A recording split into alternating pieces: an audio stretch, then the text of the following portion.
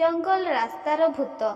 चंदनपुर नामक ग्राम रे राम तार दुई पुओ एवं ता स्त्री रहुथिले। दिने से माने कोणार्क बुलिबा पाई गले।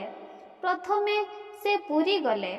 पुरी रु कोणार्क गला बेले मझिरे थिबा जंगल रे जणे स्त्री लोक धोला रंगर साड़ी पिंधि तांको गाड़ी को लिफ्ट मागुथिले।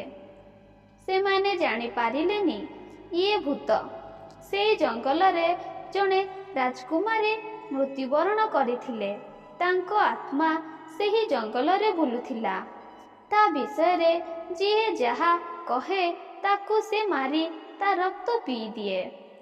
ता स्त्री लोक मानक ठारू ता विषय रे अनेक कथा सुनिथिबारु सेही राजकुमारी को पचारिबारु राजकुमारीटी बहुत जोरे रागी जाई ताकू मारी पकेइला।